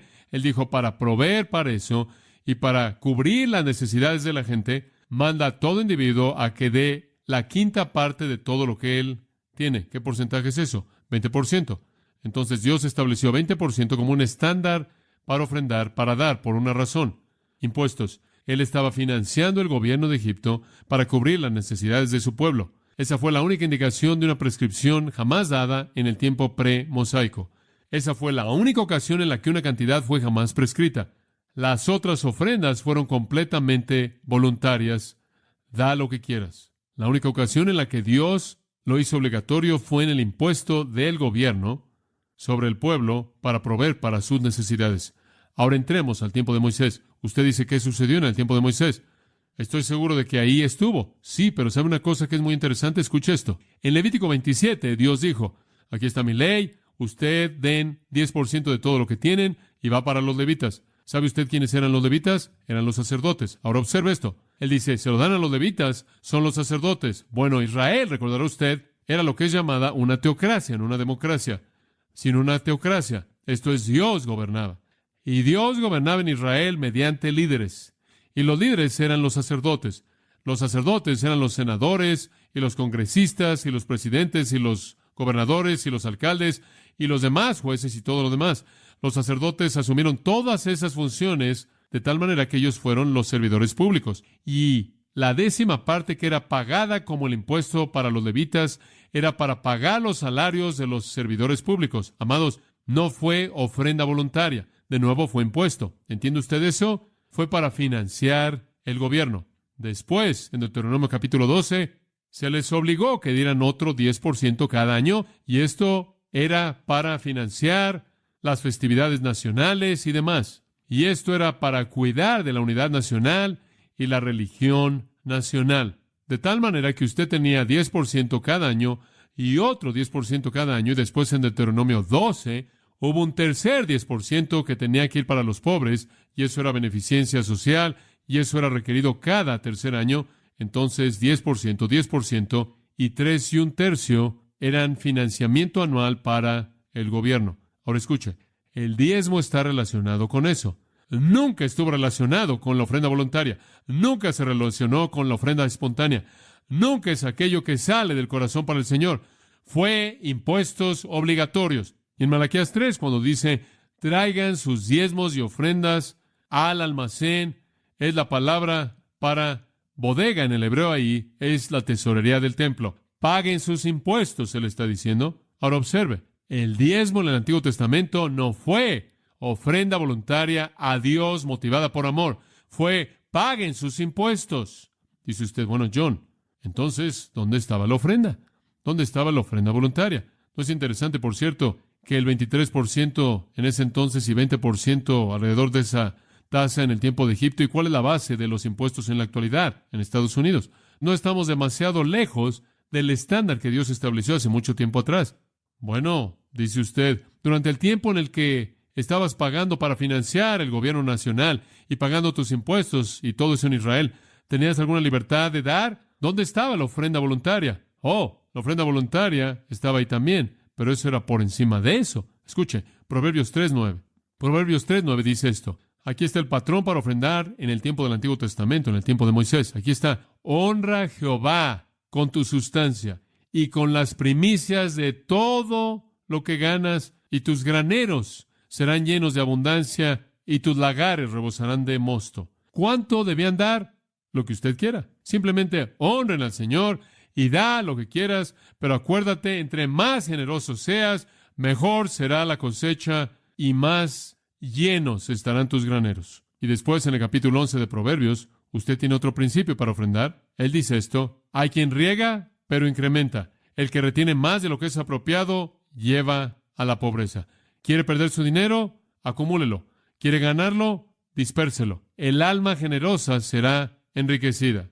Ese fue el principio. En otras palabras, Dios estaba diciendo esto: miren, ustedes pueden dar lo que quieran. Den las primicias, lo mejor que tienen. Den a partir de lo que han ganado. Si ustedes lo retienen, llegarán a la pobreza. Y si lo esparcen, dan mucho, Dios los hará ricos. Eso era la ofrenda. Ahora quiero mostrarle una ilustración de este tipo de ofrenda. Acompáñeme y quiero que vaya a estos pasajes por tan solo un momento breve a Éxodo. Y quiero llevarlo al capítulo, veamos el capítulo 25, versículo 1. Ahora estaban construyendo el tabernáculo. Y el Señor habló a Moisés y dijo: habla a los hijos de Israel para que me traigan una ofrenda. Ahora esto no es el diezmo, no es el primer 10%, el segundo 10% y el tercer 10%. Esto es algo en lo que pueden hacer lo que quieran. Ahora observe: de todo hombre que lo dé con disposición con su corazón, tomarás mi ofrenda. ¿Cuál es el estándar entonces? Lo que tú quieras, lo que hay en tu corazón, lo que estés dispuesto a hacer. Un espíritu hermoso. Así fue siempre con Dios. Dios no le dijo a Abraham cuánto darle cuando él estuvo gozoso. Él simplemente le dio lo que estaba en su corazón. Dios no le dijo a Abel qué dar. Él simplemente dio lo que estaba en su corazón. Dios no le dijo a Noé qué hacer cuando él le presentó la ofrenda a Dios después del diluvio. Él dio lo que estaba en su corazón. Y es el mismo principio aquí. Ahora observe en Éxodo 35 lo que sucede. En Éxodo 35 es momento de recoger la ofrenda. Ahora usted tiene todas las instrucciones del tabernáculo, todo está listo. Y Moisés habló a la congregación y dijo: esto es lo que el Señor dice. Éxodo 35:5. Tomen de entre vosotros una ofrenda al Señor, el que tenga corazón dispuesto. Traiga una ofrenda al Señor. Escuche, Dios no quiere que usted dé por tristeza o por ¿qué? Necesidad. No hay ninguna prescripción, amados. Él simplemente quiere que usted dé lo que usted quiere dar, lo que usted esté dispuesto a dar. Pero Él dice: recuerda que lo que tú des, yo lo multiplicaré. A lo que tú te aferras, no vas a ver nada de multiplicación. Entonces recuerde ser liberal, generoso en esto. Entonces Él dice que traigan oro, plata, bronce, azul, púrpura, escarlata, lo que quieran, lo que hay en su corazón. En el versículo 21 de Éxodo 35. Y vinieron todo aquel cuyo corazón lo motivó y todo aquel cuyo espíritu fue hecho dispuesto. Y trajeron la ofrenda del Señor para el trabajo del tabernáculo de la congregación y para todos sus servicios y los atuendos santos. Como puede ver, fue simplemente lo que ellos quisieran. Bueno, usted conoce cómo terminó la historia. Siguieron trayendo tantas cosas que finalmente tuvieron que hacer un anuncio. Versículo 6 del capítulo 36. Y Moisés dio el mandamiento e hizo que se anunciara por todo el campamento, diciendo que ni hombre ni mujer hagan más trabajo para la ofrenda del santuario. Entonces el pueblo fue refrenado de traer para las cosas, porque había suficiente para toda la obra que tenían que hacer y había demasiado. ¿No es eso maravilloso? Hombre, con frecuencia he pensado en el día cuando venimos a la iglesia y digamos: ya no habrán más ofrendas, tenemos demasiado. Pero debería ser así. ¿Sabía usted eso? Debería ser así. Así fue en ese entonces. Y no necesitaron una prescripción y no necesitaron una cantidad. Lo único que necesitaron fue un corazón que estaba dispuesto y un espíritu que fue movido. Y dieron porque sabían que estaban invirtiendo con Dios y no puedes darle demasiado a Dios. ¿Entiende usted eso? Ahora, ese siempre ha sido el patrón de Dios para ofrendar. La única vez en la que el 10% jamás entró en operación fue en los impuestos, no en ofrenda voluntaria. Dice usted: bueno, cuando llegas a la actualidad, ¿cómo vemos esto? Bueno, ¿qué hay acerca de la actualidad? No vivimos en Israel, no, pero tenemos los mismos dos tipos de ofrenda. Y el Nuevo Testamento nos dice que debemos hacer dos cosas con nuestro dinero. Dos obligaciones básicas. Una, Romanos 13, versículo 6. Romanos 13, versículo 6. Porque por esto pagad vosotros los impuestos. ¿Es correcto? Porque Hacienda y el fisco son ministros de Dios. Eso es lo que dice aquí. No dice Hacienda y el fisco, pero significa esto. Dad pues a todos lo que es debido. Paguen hasta el último centavo, tributo a quien es debido, pago a quien es debido, temor a quien es debido, honra a quien es debido. Ahora, ¿ve usted que lo que el Nuevo Testamento está diciendo lo mismo? Ustedes, antes, en el tiempo de Egipto, ¿cuál fue el estándar? Paguen su 20% de impuestos a Egipto y denle a Dios lo que quieran. En el tiempo de Moisés, paguen su 23, un tercio por ciento, lo que fuera, a Israel y denle a Dios lo que quieran. Hoy, ¿cuál es? Paguen sus impuestos por su ingreso. El gobierno de los Estados Unidos lo prescribe. Esa es la ofrenda obligatoria. Y dé a Dios lo que hay en su corazón dar. No hay 10, no hay porcentaje involucrado en absoluto. Eso depende de usted. Pero hágalo toda semana y todo el mundo hágalo. Y David dijo, no daré al Señor lo que no me cueste nada. Hágalo sacrificialmente, hágalo de manera magnánima. Y le voy a decir una gran verdad.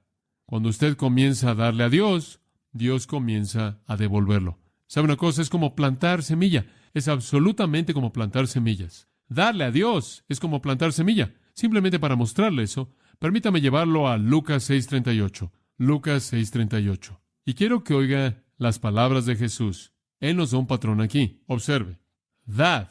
¿Escuchó eso? Dice usted, ¿cuánto? Dame una cantidad, Señor, es mucho más fácil. Si tan solo pudiera saber que soy espiritual, no tendremos que preocuparnos por eso. Hagamos que esto sea tan objetivo como podamos aquí. No, él simplemente dice, dad, y se os dará. Observe, medida buena, apretada, remecida y rebosando, darán en vuestro regazo. En otras palabras, lo que usted da, lo va a recibir, nada más que usted va a recibir más de lo que dio, ¿verdad? Rebosando. ¿Cuál es la siguiente frase? Porque con la misma medida con que medís, os volverán a medir. En otras palabras, en lo único en lo que van a recibir una utilidad es en lo que da. La gente me dice, ¿cuánto debo dar? Yo les digo, ¿cuánto quieres? ¿Sobre cuánto quieres que Dios te dé un dividendo eterno? Dice usted, sí, pero yo sé lo que me va a pasar. Dios me va a dar toda bendición espiritual. Eso no será malo, ¿verdad? Pero solo en caso de que realmente esté luchando con eso. 2 Corintios 9:6 dice, escuche, pero esto digo, el que siembra escasamente, recogerá escasamente. El que siembra generosamente, cosechará generosamente. ¿Ve usted el mismo principio? La cantidad que usted da es la cantidad en la que usted recibe devolución. Cada uno dé como propuso en su corazón, no con tristeza o por necesidad, porque Dios ama al dador alegre. Ahora observe. Y poderoso es Dios para hacer que toda gracia sobreabunde para con vosotros, para que siempre tengáis todo lo suficiente en todas las cosas. Él no solo le va a devolver a usted la bendición espiritual, usted va a tener todo lo suficiente en todas las cosas. Y él procede en el versículo 10 a decir, Él ministrará pan para su alimento, Él multiplicará la semilla que habéis sembrado, y Él incrementará los frutos de vuestra justicia. Entonces usted recibirá el pan físico y los frutos espirituales de justicia al invertir con Dios. Usted no puede mejorar esto. Es el mejor negocio que hay. Le voy a decir cuál es el espíritu de esto. Lucas 19. Lucas 19 es el espíritu. Había un hombre de baja estatura que vivió en un árbol por un día. Su nombre fue Zaqueo, un principal entre los recaudadores de impuestos. Y él era rico. Oh, era rico. Y él tenía curiosidad por Jesús y Jesús invitó a sí mismo a cenar a su casa.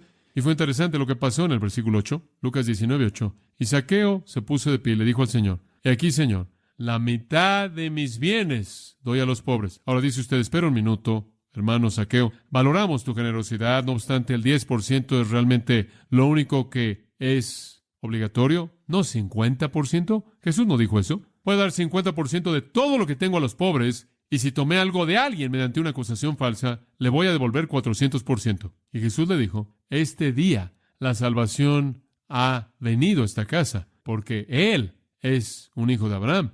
Él es un hijo de Abraham, Él quiso esto. Pero lo que Él realmente está diciendo ahí, claro, es que Él es un hijo de Abraham, en el sentido de que Él es un hijo espiritual. Su salvación ha sido probada. ¿No es sorprendente que es verdad que por sus frutos, ¿qué? los conoceréis. Y no es verdad lo que Juan dijo: si ves a tu hermano que tiene necesidad y cierras contra él tu corazón, ¿cómo mora el amor de Dios en ti? Y no es cierto que Santiago dice: tu fe menos tus obras está muerta. Y sabe una cosa, usted puede identificar a un creyente verdadero porque de su corazón sale esta gran magnanimidad, este gran deseo por dar. El querido Zaqueo fue salvo y Jesús dijo, fue obvio por el hecho de que él quería dar todo esto, porque él tenía un corazón que quería dar.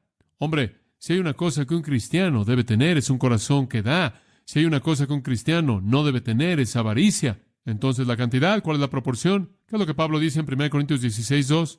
¿Cuánto debemos dar, Pablo? Debes dar exactamente lo que tú en tu corazón determinas. Entonces, dice Pablo, cada uno de nosotros determina en su corazón lo que él va a dar, pero que se asegure de que no es por tristeza o por necesidad, sino porque el Señor ama ¿qué? Al dador alegre. ¿Cuánto debe dar usted al Señor? Lo que usted quiera. ¿Con qué frecuencia debe darle al Señor? Constantemente, tratando con ellos semana tras semana. ¿En dónde debe dar al Señor? En la iglesia, para que pueda ser distribuido por aquellos que tienen supervisión espiritual. ¿Por qué razones debe darle usted a la iglesia para que la iglesia pueda apoyar su propia espiritualidad y físicamente y cubrir sus...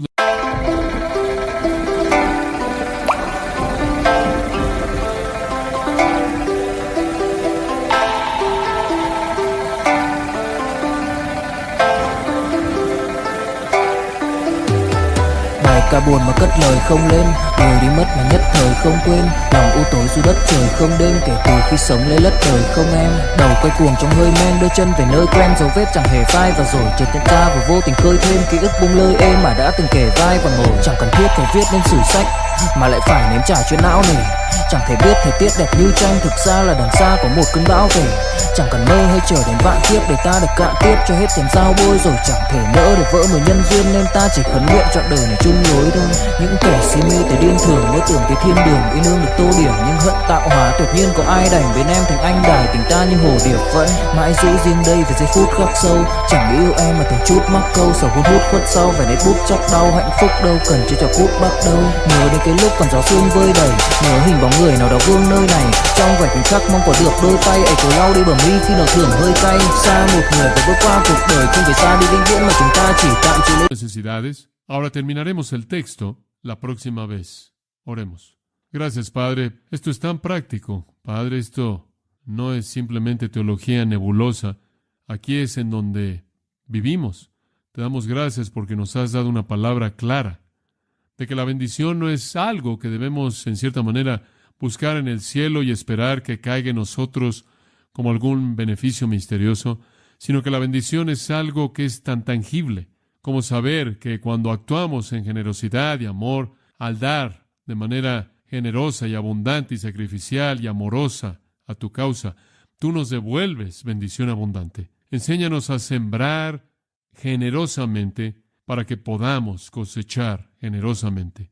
Y Padre, ayúdanos a saber que simplemente tenemos que tener un vistazo de la vida eterna del cielo para que no nos envolvamos demasiado en este mundo, para que no desperdiciemos nuestros recursos y nuestras energías y nuestros fondos viviendo en este mundo, cuando una inversión en la eternidad es lo que realmente importa. Ayúdanos a tener esa perspectiva, Padre. Ayúdanos a poder cumplir esas visiones y esos sueños y esos deseos y esos ministerios que están frente a nosotros, que tú has colocado en nuestros corazones, porque la gente da y ayuda a que sea verdad, Padre, para que algún día podamos decir que tú has dado demasiado, demasiado es suficiente. Libéranos, Padre, de la avaricia, para invertir contigo, sabiendo que al mismo tiempo que tú has prometido devolvernos más de lo que jamás dimos. Gracias por este tiempo y por tus promesas, en el nombre de Cristo. Amén. 1 Corintios capítulo 16, versículos 1 al 4, es un texto que trata con el objetivo en el corazón del apóstol Pablo de cubrir las necesidades de los santos pobres en Jerusalén. Pablo tuvo este deseo ardiente de recoger una ofrenda de las iglesias gentiles que en cierta manera eran ricas para dársela a los santos pobres en Jerusalén que tenían necesidad extrema. Ahora, los corintios sabían de esto, pero tenían cierta pregunta acerca de cómo Pablo quería que se realizara la ofrenda. Y entonces le preguntaron cuál era su parte en esta ofrenda para los santos pobres. Y él responde en este libro al escribir el 16, 1 al 4, estos 4 versículos como instrucción a los corintios en cuanto a su parte en las ofrendas necesarias para la iglesia en Jerusalén. Pero esto va mucho más allá de eso, porque mientras que usted aquí básicamente tiene una afirmación que tiene que ver con una situación específica en la iglesia corintia, puede ser ampliada para enseñarnos principios de la ofrenda que llegan hasta nuestro día y son tan incisivos en la actualidad como lo habrían sido para los corintios en ese entonces. Y ya hemos comenzado a explicar estos, pero estaba pensando que detrás de todo lo que hay aquí está esta necesidad de cubrir la aflicción seria de gente pobre.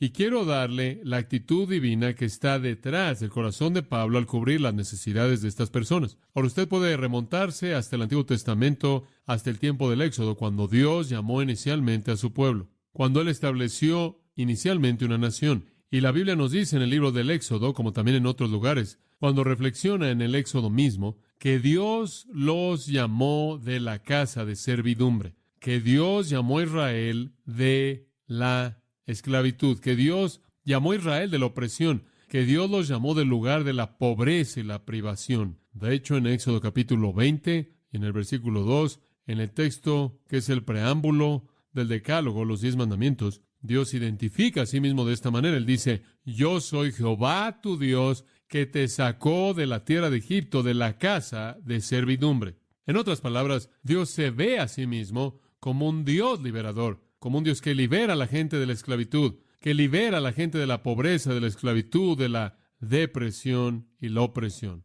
En Deuteronomio capítulo 26, permítame leerle algo de lo que es dicho aquí en relación a este elemento en el Éxodo. Deuteronomio 26, en el versículo 5, no necesita buscarlo, únicamente se lo voy a leer. Deuteronomio 26, 5, Moisés está hablando, él dice, y hablarás y dirás delante del Señor su Dios, un sirio listo para perecer fue mi padre, él fue a Egipto, estuvo como peregrino ahí con unos cuantos, y se convirtió en una nación grande, poderosa y de mucha gente. En otras palabras, unas cuantas personas llegaron a Egipto, pero salieron como nación, quizás varios millones. Ahí es en donde la nación realmente nació, en la esclavitud, la pobreza y la opresión. Y los egipcios nos trataron mal, nos afligieron, nos impusieron esclavitud difícil y clamamos al Señor Dios de nuestros padres. El Señor oyó nuestra voz, vio nuestra aflicción, nuestra labor y nuestra opresión, y el Señor nos sacó de Egipto. Ahora el punto que Él está presentando aquí es que Dios redimió al pueblo de la pobreza y la esclavitud y la opresión y la necesidad.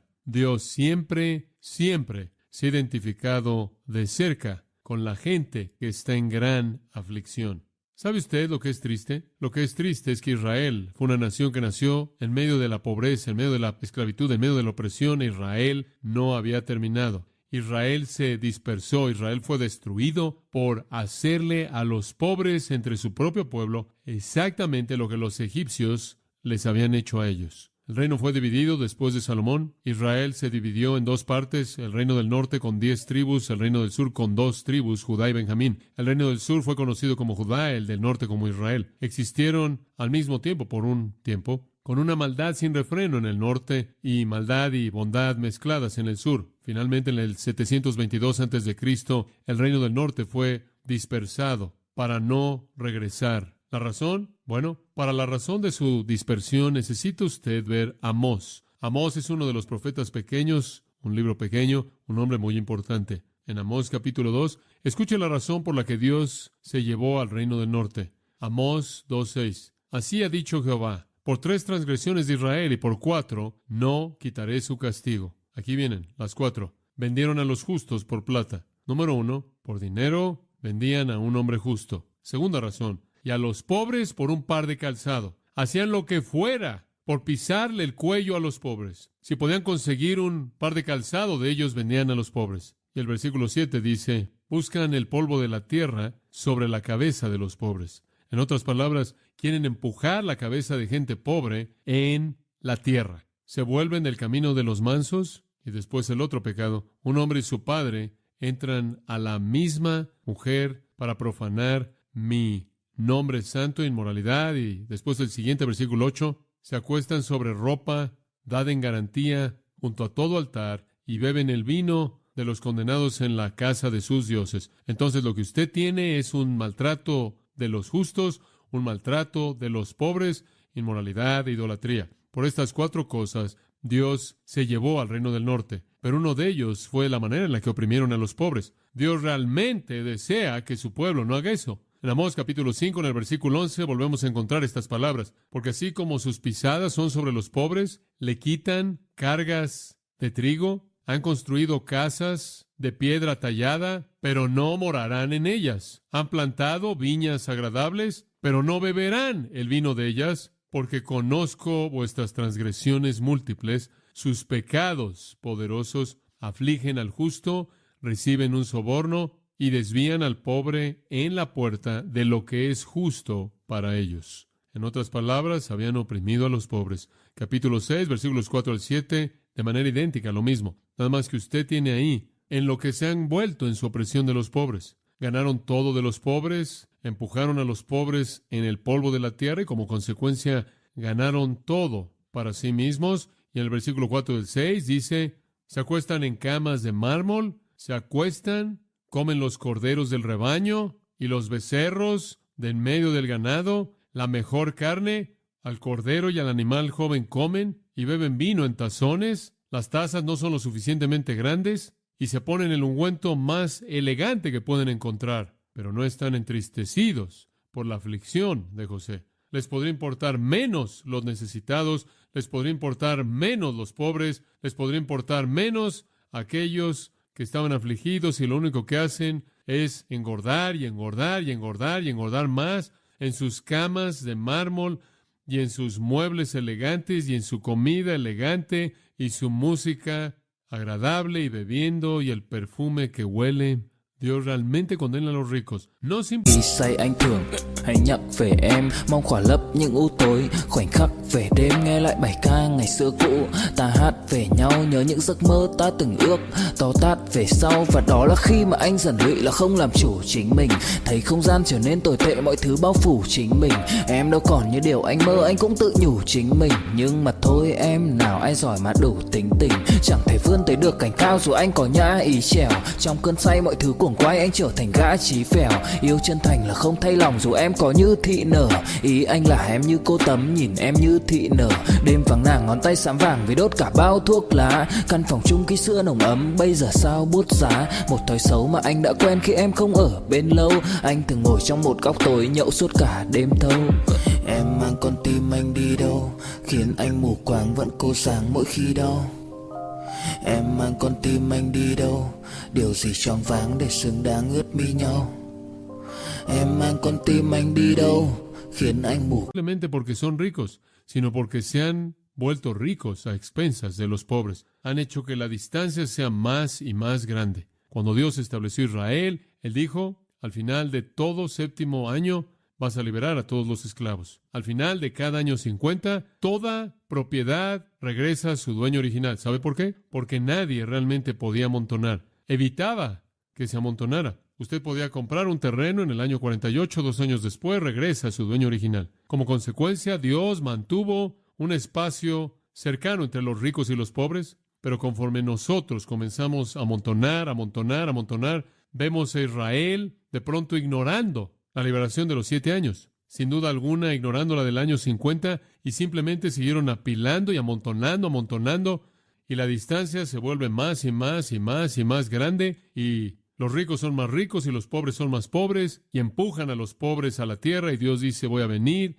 y voy a aplastar a su nación. Y en Amós capítulo 7, versículo 11, así dice Amós, Jeroboam morirá por la espada, ese fue el rey, Israel ciertamente será llevado cautivo de su propia tierra. Versículo 17, tu esposa será una ramera en la ciudad, tus hijos y tus hijas caerán por la espada, tu tierra será dividida por la línea, morirás en una tierra contaminada, Israel será llevada a la cautividad, lejos de esta tierra. Dios dice, te voy a sacar de esa tierra. ¿Ve usted lo que sucedió? Israel regresó a la cautividad por hacer exactamente lo mismo que los egipcios les habían hecho cuando Dios los había salvado de la cautividad. Y el reino del sur, dice usted, ¿qué pasó con ellos? Lo mismo, exactamente lo mismo. 100 años antes de que el reino del sur fuera llevado a la cautividad, un profeta vino Y él podía ver lo que estaba pasando. Su nombre, Isaías.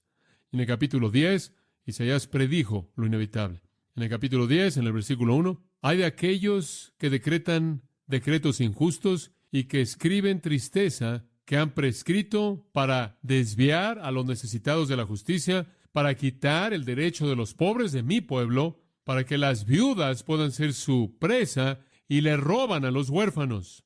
Dios se identifica con la necesidad de la gente pobre. Escucha el Salmo 146, versículo 5. Bienaventurado es aquel que tiene como ayuda al Dios de Jacob, cuya esperanza es Jehová su Dios, quien hizo el cielo y la tierra, el mar y todo lo que en ellos hay, quien guarda su verdad para siempre. Ahora escuche más acerca de Dios, quien guarda justicia o ejecutó justicia por los oprimidos, quien dio alimento a los hambrientos. El Señor libera a los prisioneros, el Señor abre los ojos de los ciegos, el Señor levanta a aquellos que están postrados, el Señor ama a los justos, el Señor preserva a los peregrinos, el Señor preserva a los extranjeros, Él alivia al huérfano y a la viuda. Ese es el tipo de Dios que tenemos. Él no solo es un creador, Él es un amante de los pobres y los necesitados y las viudas y los huérfanos. Dios siempre se ha identificado con aquellos que están en necesidad. Y en Proverbios hay 2 versículos que no podemos pasar por alto. Capítulo 14, versículo 31 dice, el que oprime al pobre, ahora observa esto, el que oprime al pobre, escuche, afrenta a su hacedor. Cuando usted oprime al pobre, a no pagarle un sueldo que es justo, a no compartir su abundancia con su necesidad, usted afrenta a Dios. ¿Por qué? Porque Dios se preocupa por esa persona pobre. De hecho, la verdad opuesta a esa está en Proverbios 19:17. Escuche esto. El que tiene compasión de los pobres, da a Jehová, y aquello que le fue dado, se lo devolverá. En otras palabras, cuando usted retiene de los pobres, usted se burla de Dios. Cuando usted le presta al pobre, usted invierte con Dios, quien se lo devolverá a usted. Dios se identifica con los pobres y los necesitados. Todos ustedes saben que en un punto y en el tiempo Dios vino a este mundo, ¿verdad? Y Él vino en la forma de un hombre, ¿no es cierto? Y el gran corazón de Dios por los pobres y los necesitados no fue diferente cuando Él encarnó. Acompáñeme a Lucas capítulo 4, versículo 18. Lucas capítulo 4, versículo 18. Escuche esto. Jesús llega a Nazaret al principio de su ministerio en Galilea, y Él se pone de pie en la sinagoga, y Él abre la escritura en Isaías, y esto es lo que Él dice. Lucas 4, 18. El Espíritu del Señor está sobre mí, porque Él me ungió para predicar el Evangelio ¿a quiénes? A los pobres. Él me envió a sanar a los quebrantados de corazón, a predicar liberación a los cautivos, a dar vista a los ciegos, a dar libertad a aquellos que están encarcelados, a predicar el año aceptable del Señor. ¿Notó usted cómo se identificó con los pobres y los quebrantados y los necesitados y los que no tienen ayuda? Dios siempre lo hace, siempre. Este es un principio a lo largo de las Escrituras, está por todos lados. Ahora vayamos a 1 Corintios 16 y terminémoslo rápidamente. Los cristianos de Jerusalén eran pobres. Fue asunto de compartir. Entonces Pablo está recolectando esta ofrenda y los corintios dicen, bueno, ¿qué debemos hacer para tener nuestra parte? Y él les da 4 versículos de instrucción. Y recuerde usted que la última vez le dije que hay todo tipo de grandes principios aquí. Permítame tan solo recordarles. En primer lugar, vimos el propósito de la ofrenda. De toda la ofrenda en el versículo 1. La ofrenda es para los santos, primordialmente para los santos. Y debemos ofrendar para la necesidad física de los santos y también para su ¿qué? Su necesidad espiritual. Y algunas veces ofrendamos a los santos en la banca, en la silla, y algunas veces debemos darle a aquellos que nos ministran. Vimos eso en las Escrituras. Pero estamos dando en primer lugar a aquellos que están en la familia. Más allá de eso, claro, debemos darle a cualquiera que tenga necesidad. Dios amó al extranjero y al peregrino también, ¿no es cierto? Y Él cubrió su necesidad. Después vemos el periodo de la ofrenda en el versículo 2, en el primer día de la semana. Esto es, la ofrenda debe ser regular, sistemática, semana tras semana, conforme realmente entendemos la administración del dinero toda semana. No solo apilarlo y darlo todo de una vez, semana tras semana. Periodo de la ofrenda. Y después vimos el lugar de la ofrenda, que cada uno de vosotros ponga parte algo. Y compartimos con ustedes que el almacén es la asamblea de la iglesia y que debemos ofrendar sistemáticamente cuando la iglesia se reúne el primer día para el almacén de la iglesia, el tesoro, la tesorería, y que esa tesorería debe ser manejada o administrada por hombres piadosos. Entonces, el propósito, el periodo, el lugar, vimos en cuarto lugar los participantes en la ofrenda. ¿Quién debe hacer eso? Cada uno de vosotros. Versículo 2, todo mundo. Nadie está exento de la ofrenda sistemática semana tras semana? Esto debe ser una respuesta tan espontánea, tan gozosa, de un corazón amoroso hacia un Dios que nos ha dado todo. Los participantes, todo el mundo. No importa cuánto tenga o no tenga, todo el mundo. En quinto lugar, vimos la proporción de la ofrenda. ¿Cuánto debe dar usted? Conforme Dios lo haya prosperado. No hay cantidad, no hay porcentaje. De lo que Dios le ha dado a usted, usted ofrenda. Dice usted, ¿cómo sé cuánto dar? Digo, no es 10%, no. ¿Cuánto debo dar? Simplemente recuerde algunos principios. Número 1, lo que usted dé es invertido con Dios, ¿verdad? Entonces, lo que usted da, usted siembra. Entonces, 2 Corintios 9:6 dice, siembra escasamente, cosecha, ¿qué? Escasamente. Siembra generosamente, ¿qué? Cosecha generosamente. Entonces, cuando usted quiere decidir cuánto dar, usted decide en base a cuánto le gustaría una devolución, un dividendo. Entonces, no sé cuál es la cantidad, pero esto es lo que sé. Lo que Dios le ha dado a usted, a partir de eso usted lo invierte con Dios. Y hay otro principio. No debería ser únicamente como una inversión, sino debería ser sacrificial. David dijo, no daré al Señor aquello que no me cueste nada. Y la viuda dio 100%. Y Zaqueo dio 50%. Debería ser un sacrificio. Y los macedonios, dice, dieron liberalmente de su profunda pobreza, 2 Corintios 8:2. Y Filipenses 4, Pablo dice, ustedes dieron tanto, pero no se preocupen. Mi Dios suplirá todo lo que os falta según sus riquezas en gloria. ¿Entiende usted lo que sucedió? Pablo tuvo una necesidad, dieron tanto, ellos entonces tuvieron la necesidad. Es como Jesús quien se volvió pobre para que nos volviéramos ricos. Entonces usted invierte con Dios, da sacrificialmente. Otro principio que recordar es este, que su ofrenda será en medida que fluye de su abundancia espiritual. En otras palabras, dice en 2 Corintios 8, que los macedonios, observen esto, primero se dieron a sí mismos y después a partir de eso vino el flujo de su ofrenda. Entonces allá hay algunos principios. Entonces el propósito, el periodo, el lugar, los participantes, las proporciones. Muy bien, número 6. Estas van a ser rápidas, así que sean pacientes. La provocación para la ofrenda, versículo 2. Guardándolo para que cuando yo llegue no se recojan entonces ofrendas. Ahora observe esto. Pablo está diciendo, la ofrenda no debe ser provocada por apelaciones emocionales en periodos de tiempo, debe ser sistemática semana tras semana. Él está diciendo, miren, ustedes hagan esto para que no necesitemos alguna apelación grande.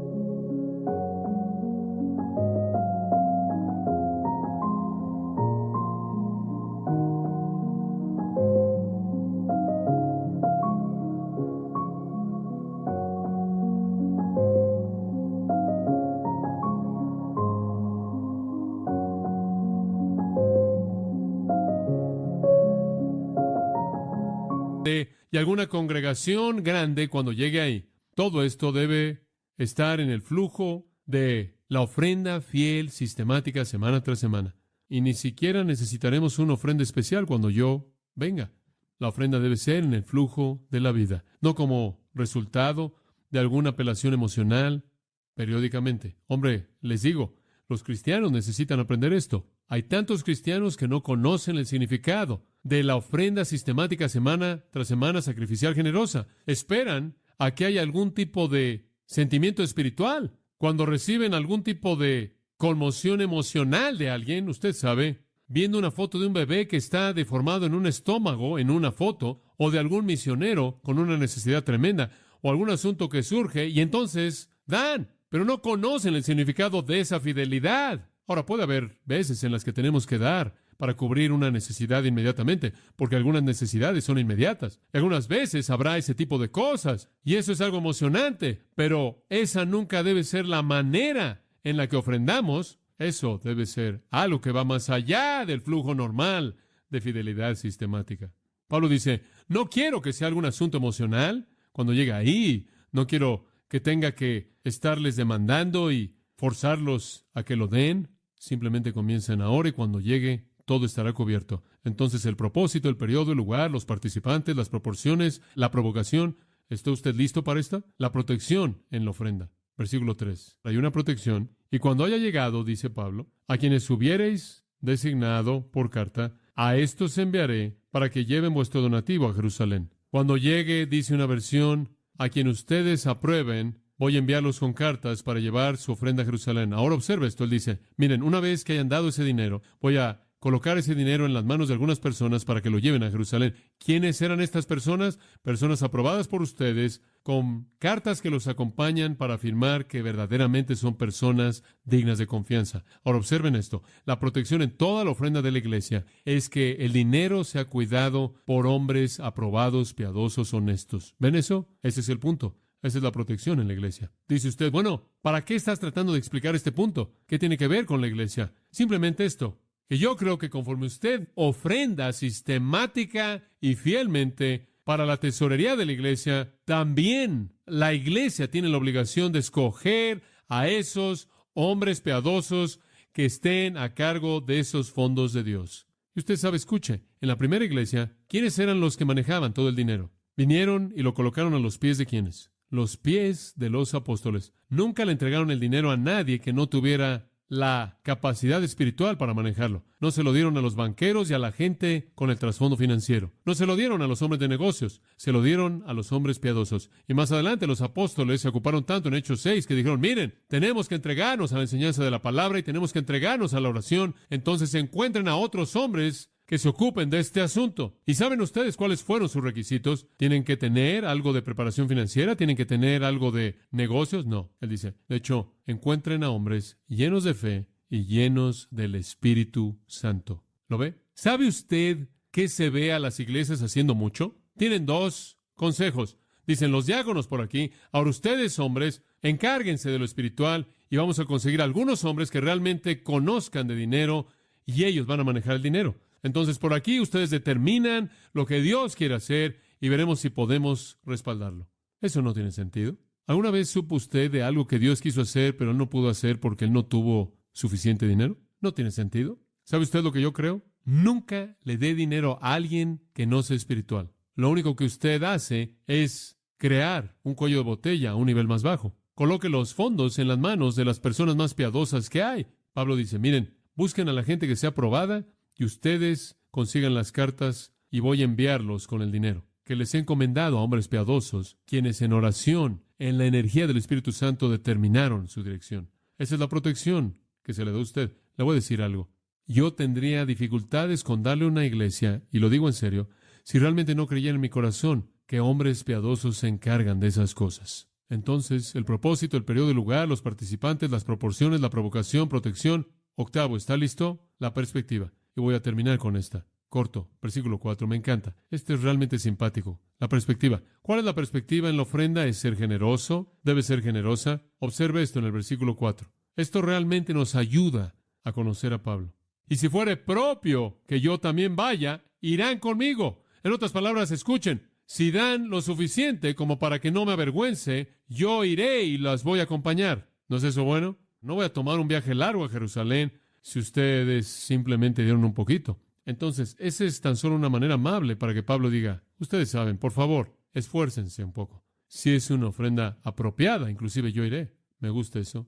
Sean generosos, dice él. Al final del versículo 3, él dice, realmente me encantaría enviarlos con su generosidad, donativo. Y es la palabra carús, su gracia, su superabundancia, su generosidad. Escuchen. Cuando ustedes den generosamente.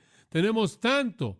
Y Dios se identifica tanto con aquellos que están en necesidad. El dinero que viene, queremos darlo a aquellos que están en necesidad física, aquellos que están en necesidad espiritual, para apoyar a aquellos que nos ministran y que no tienen otro apoyo fuera del que les damos.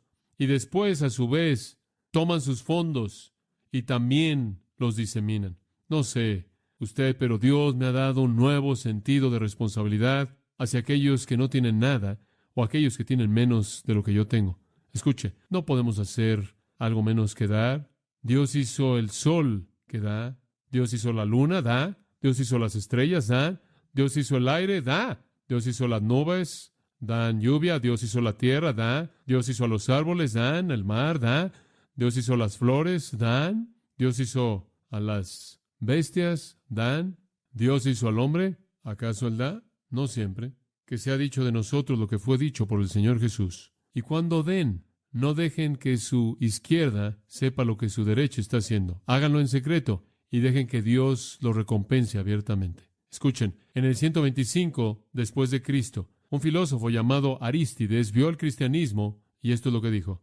Son una gente impresionante. Él dijo, caminan en humildad y amabilidad y la falsedad no se encuentra entre ellos y se aman los unos a los otros. Él dijo, no menosprecian a la viuda y no entristecen al huérfano. Aquel que tiene le distribuye generosamente al que no tiene. Si ven a un extraño, lo meten bajo su techo y se regocijan sobre él como si fuera su hermano, porque se llaman a sí mismos hermanos, no según la carne, sino según el Espíritu y en Dios. Pero cuando uno de sus pobres se va de este mundo y alguno de ellos lo ve, entonces él provee para su sepultura conforme a su capacidad. Y si oyen que alguno de los suyos está encarcelado o oprimido por el nombre de su Mesías, todos ellos proveen para sus necesidades. Y si es posible que él pueda ser librado, ellos lo libran. Y si hay entre ellos un hombre que es pobre y está necesitado, y no tienen una abundancia de necesidad, ayunarán 2 o 3 días para que puedan proveerle al necesitado su alimento necesario. ¿No es eso maravilloso? No sé lo que Dios le dijo a usted esta mañana a nivel personal. Yo solo sé lo que las Escrituras dijeron. Compartí eso con usted. Espero que usted las tome y las aplique. Quiero que Dios me muestre simplemente dónde tengo que hacer cambios en mi vida para dar de las riquezas que Él me ha dado.